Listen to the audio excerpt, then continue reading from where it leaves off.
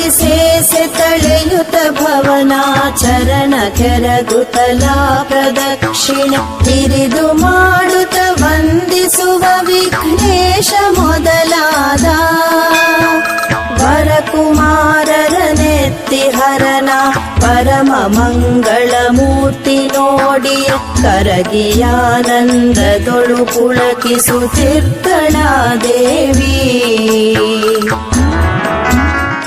ಈ ಸುಂದರವಾದ ಪದ್ಯವು ಶಿವ ಪಾರ್ವತಿಯರ ಮತ್ತು ಅವರ ಪುತ್ರರಾದ ಗಣೇಶ ಕುಮಾರರ ನಡುವಿನ ವಾತ್ಸಲ್ಯದ ಕ್ಷಣವನ್ನು ವರ್ಣಿಸುತ್ತದೆ. ಇದರ ಸಾರಾಂಶ ಮತ್ತು ವಿವರಣೆ ಇಲ್ಲಿದೆ.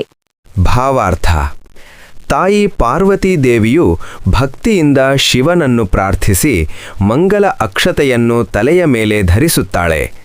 ನಂತರ ಆ ಪರಶಿವನ ಪಾದಗಳಿಗೆ ನಮಸ್ಕರಿಸಿ ಭಕ್ತಿಯಿಂದ ಪ್ರದಕ್ಷಿಣೆ ಹಾಕಿ ವಂದಿಸುತ್ತಾಳೆ. ಆ ಸಮಯದಲ್ಲಿ ಅಲ್ಲಿರುವ ವಿಘ್ನೇಶ್ವರ ಮತ್ತು ಷಣ್ಮುಖರನ್ನು ಪ್ರೀತಿಯಿಂದ ಎತ್ತಿಕೊಳ್ಳುತ್ತಾಳೆ. ಮಂಗಳಮಯನಾದ ಶಿವನ ರೂಪವನ್ನು ನೋಡುತ್ತಾ ಆನಂದ ಬಾಷ್ಪ ಸುರಿಸುತ್ತಾ ತನುಮನವೆಲ್ಲ ಪುಳಕಿತಗೊಂಡು ಭಕ್ತಿಯ ಪರವಶತೆಯಲ್ಲಿ ಮುಳುಗುತ್ತಾಳೆ. ವಿವರವಾದ ಅರ್ಥ: ಹರಸಿ ಸೇಸೆ ತಳೆಯುತ ಭವನ. ಸೇಸೆ ಎಂದರೆ ಅಕ್ಷತೆ.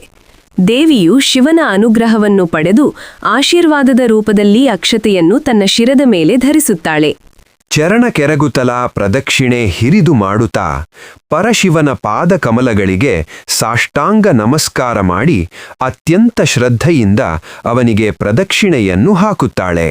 ವಂದಿಸುವ ವಿಘ್ನೇಶ ಮೊದಲಾದ ವರಕುಮಾರರನೆತ್ತಿ ಅಲ್ಲಿ ತಂದೆಗೆ ವಂದಿಸುತ್ತಿದ್ದ ವಿಘ್ನ ನಿವಾರಕ ಗಣೇಶ ಮತ್ತು ಶ್ರೇಷ್ಠನಾದ ಕುಮಾರಸ್ವಾಮಿಯನ್ನು ತಾಯಿ ಪಾರ್ವತಿಯು ಪ್ರೀತಿಯಿಂದ ಎತ್ತಿ ಮುದ್ದಾಡುತ್ತಾಳೆ.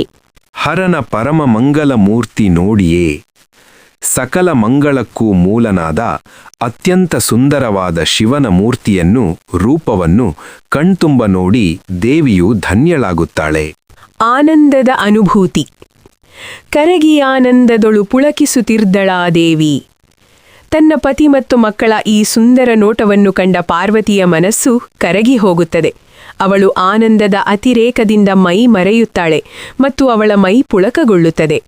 ಅಮ್ಮ ಪಾರ್ವತಿ ತನ್ನ ಮುದ್ದು ಕಂದಮ್ಮಗಳಾದ ಗಣಪ ಮತ್ತು ಸುಬ್ರಹ್ಮಣ್ಯರನ್ನು ಅಪ್ಪಿ ಮುದ್ದಾಡುತ್ತಿರುವ ಈ ಚಿತ್ರವು ಆಕೆಯ ಅಪಾರವಾದ ವಾತ್ಸಲ್ಯ ಮತ್ತು ತಾಯ್ತನದ ಆನಂದವನ್ನು ಪ್ರತಿಬಿಂಬಿಸುತ್ತಿದೆ.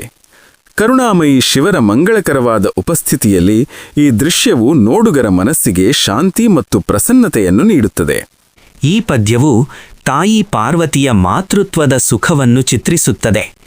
ಪತಿಗೆ ಗೌರವ ಸಲ್ಲಿಸಿ ಗಣಪತಿ ಸುಬ್ರಹ್ಮಣ್ಯರನ್ನು ಎತ್ತಿ ಮುದ್ದಾಡುತ್ತಾ ಆ ಪರಶಿವನ ಮಂಗಳಕರ ರೂಪವನ್ನು ಕಂಡು ಪಾರ್ವತೀದೇವಿ ಪರಮಾನಂದವನ್ನು ಅನುಭವಿಸುತ್ತಾಳೆ ಎಂಬುದು ಇದರ ಅರ್ಥ.